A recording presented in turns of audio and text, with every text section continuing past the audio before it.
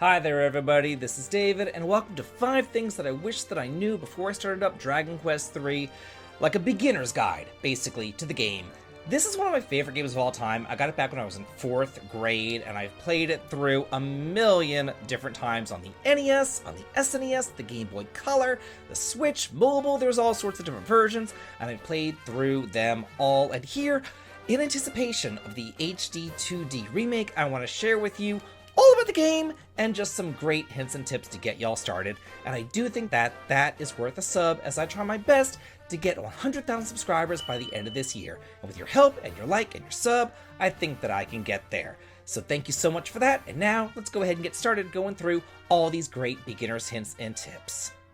First up, let's talk about the version differences. I really do think that it's important to acknowledge that there are many different versions of this game, and each of them are unique in their own way. So I just want to go over every version and tell you about the changes between them. The NES original is a classic for a reason, though I will say this. Like many older games, it can be difficult to get through because of the slower walking speeds, as well as the slower and more difficult battle system overall. Changes were made to the subsequent remakes of the game to speed up the walking as well as the battle system, mostly with the addition of 2 new weapon types, the boomerangs, which hit all enemies, and then the whips, which hit groups of enemies, drastically increasing the speed of the battles. The whips were really added in for the new job class though, which was introduced in the SNES version of the game, the Thief, and he can equip all of them. Many more hidden items were available to find, personality changing books and accessories, as well as stat seeds and Parcheesi tracks were added too. And these tracks are like little mini games that you can play to gain some pretty killer treasure. The biggest addition to the SNES remake, though, is easily the personality system. At the beginning of the game, you're asked a series of questions and then sent through a small scenario, which will determine your personality. And depending on what type you are, your stats will increase accordingly. You might be a macho man and get a whole bunch of strength, or a genius and get some better wisdom growths.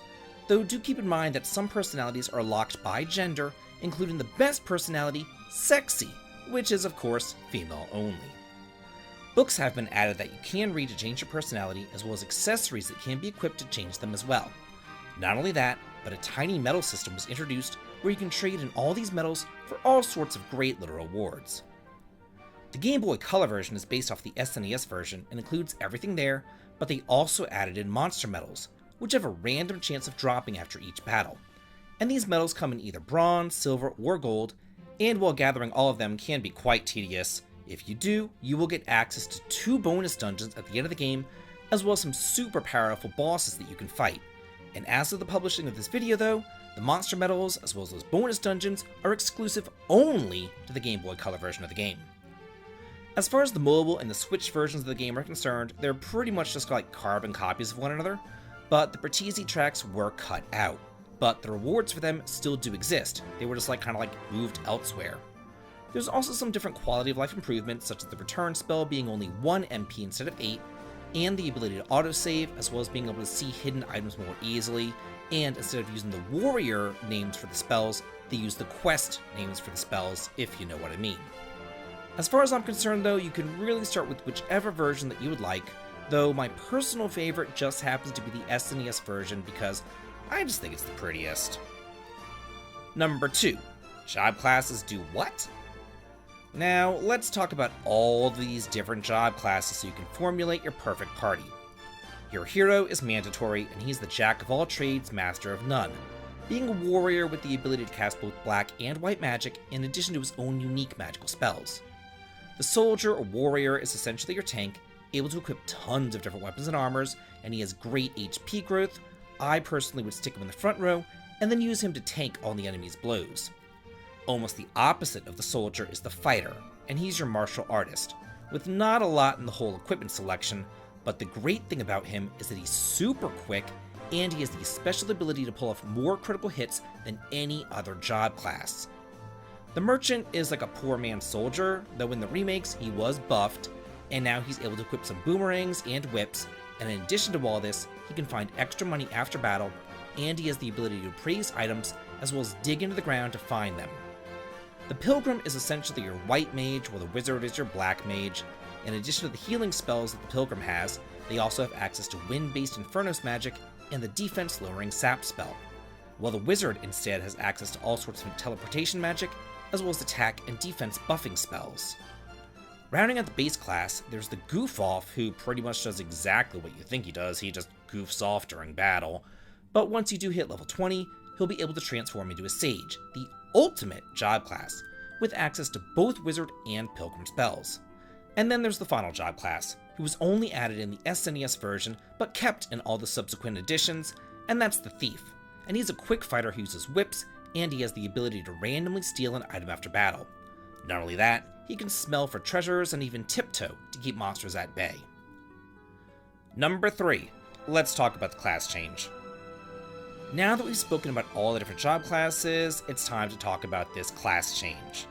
About a third of the way through the game, you'll hit the Shrine of Dharma, and once your characters hit level 20, they will be able to change their classes. Keep in mind though, you cannot change the hero's job class, he is stuck as a hero. As I mentioned before, if you do have a Goof Off, they can immediately become a Sage. Though, if you would like one of your other party members to become a Sage, you'll have to head on over to the tower north of Dharma and grab the Book of Satori. Then, you can use that as a consumable to change them into a Sage. Whatever you do change a character's job class, they will be set back to level 1, and all of their stats will be halved. That means that if you change a spellcasting class into a fighting class, then their MP will be capped at half of what it was when they changed classes. Keep in mind, you do not have to change at exactly level 20.